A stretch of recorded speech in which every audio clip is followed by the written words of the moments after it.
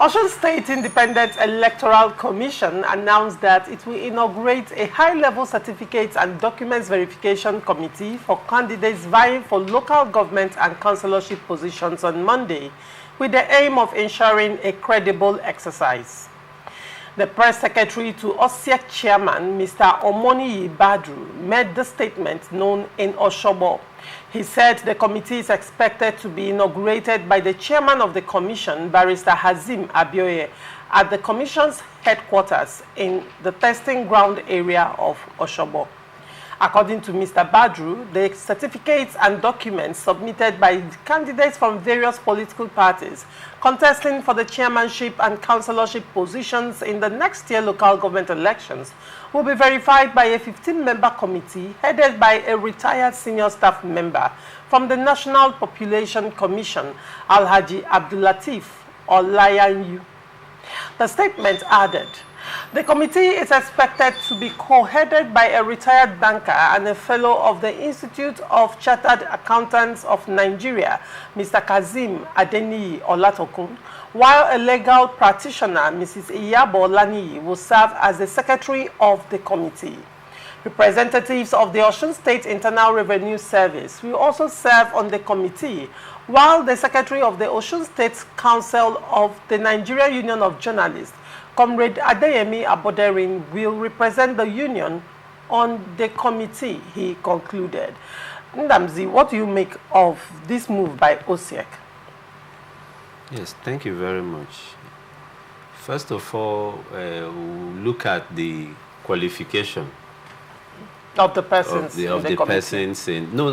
persons vying for position of chairmanship and councillors. All right. You know, it's limited to basically school sat. Okay. Why do you say that? Yes, of course. If it is right in Nigeria that senior school certificate is the highest minimum, even up to the position of the president. Okay.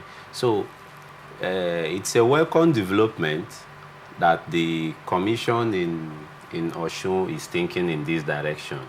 Okay. Because in time past, we have had situations where people who do not possess the necessary qualifications tend to vie for positions of trust. So what the commission is doing out there is encouraging, and will also advise that it's being replicated in other parts of the state, so as to add integrity and credibility in the system. So I don't find anything funny with what they have done. It's a good thing because it will also add as a check, you know, as a check, and also to know the character of persons vying. Truly, are they qualified, or are these persons doing it the old way? So I think it's a good thing they have done there.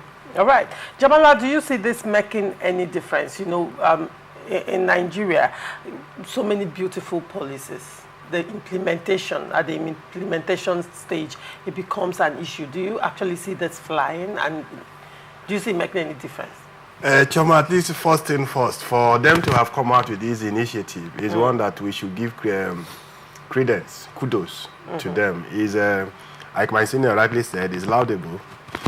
And whether something positive will come out of it or not, I think they're trying to set a standard. Okay. They're trying to set a template for other states to follow.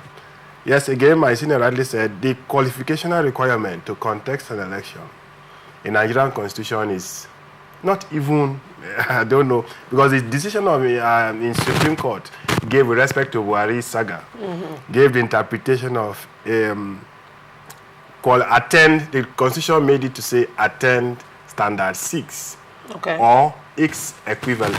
Standard 6 is first school living certificate. Now. Primary 6. Yes, that's the first school living certificate. Now, or its equivalent. Now, in this circumstance, whether you got up to primary 6 or never took that exam, that Supreme Court of decision said it suffice. So long as you were able to grow in classes up to primary 6, you did not finish that procedure. The Supreme Court in Buhari made that decision. Now, aside qualification as to educational criteria. We also aware where people forge affidavits. So many persons have several different affidavits as to age, declaration. Those are other information they will also need to verify. Evidence of local government, where you are trying to come out from. Some persons have also made some forgeries with respect to that guide.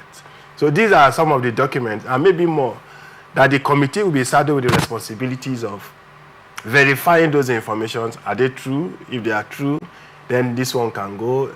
One, it will also limit post-election litigations, because most of these litigations, post-election wise, by way of election petition tribunal comes with respect to candidates questioning the qualifications, the authenticity of these documents. And once that is done, it will limit to a reasonable extent post-election litigations, only to the extent that the election was not conducted in compliance with the laws of Osun State Assembly, as created by the Osun State House of Assembly for the conduct of local government or local government administration generally. Rivers State is about to conduct its own election. Yes. I think this is a point where the Rivers State RISEC should borrow a leaf from them and also set out this committee. We are aware that, we all know that local government somehow, the elections are somehow not contentious. But let's make some moot activities, some in-house arrangement to pretend to the world that we did something right. Just like Kaduna State Governor did, where some members of various political parties emerged one or few places to give the impression that yes, the election was free and fair, and the wishes of the people emerged. Let Rivers State government, through the RISEC, also borrow a leaf. It will cost them nothing to set up a committee. It might not be 15 man, it can be 5, or it can be that 15. So I expect them 0 political zones, 5 for each of the 0 political zones, and they come out with result within 1 week. Now, concerns will now be around, there have always been this call for strong institutions against strong men, right?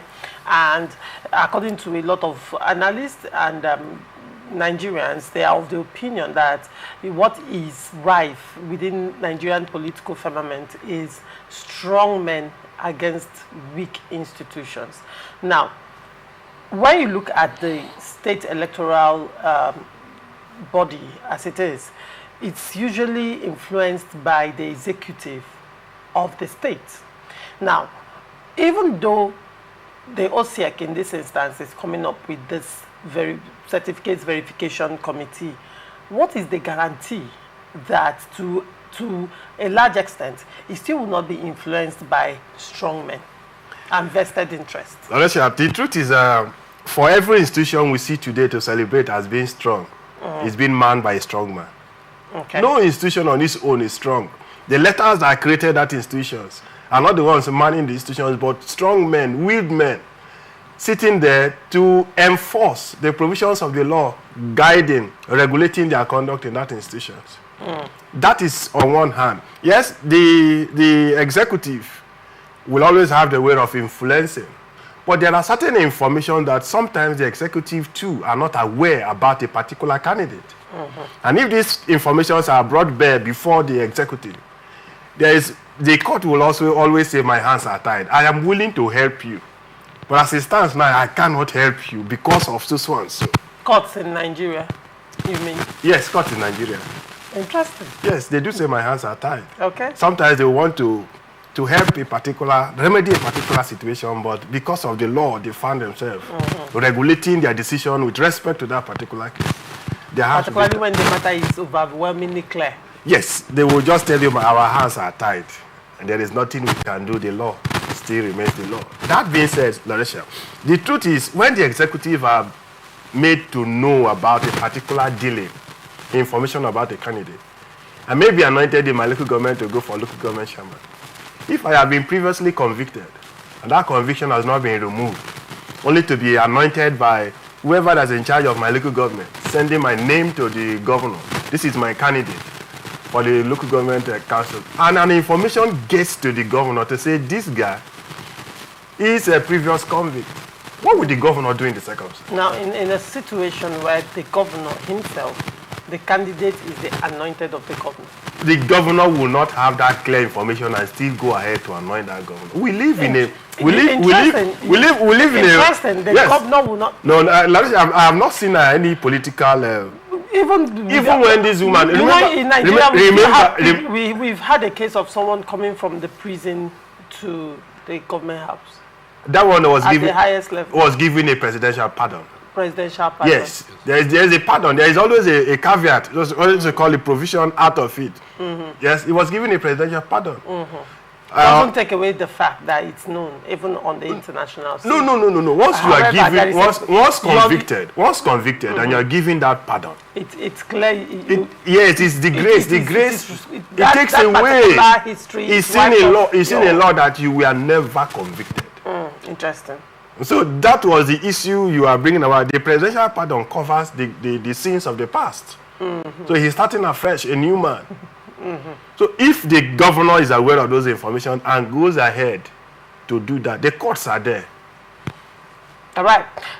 Ndamzi, what is your take on these concerns that I have raised around, vested interest when it comes to implementation of policies as beautiful as this? Yes, just like my colleague rightly said, that if the information gets to the highest authority, in my opinion, I don't think such a governor will go ahead and anoint a candidate that a committee have pointed out to say this document is questionable. Any governor who does that will be doing that at the peril of that LGA. Because when the matter gets to court, the court will do the needful. Definitely, the committee will have a standard, a modus they want to work with. And one of such should be to unravel irregularities on the documents submitted by the persons who are vying. So if a particular candidate is pinned down to have a questionable document, then no governor would want to even pinch tent with such a person. All right. Yes. Hopefully other state electoral bodies will borrow this leaf, and as issues arise around it, you can be sure, Jamal, I will still bring you back, you and Ndamzi, to talk about the issues that will develop on it.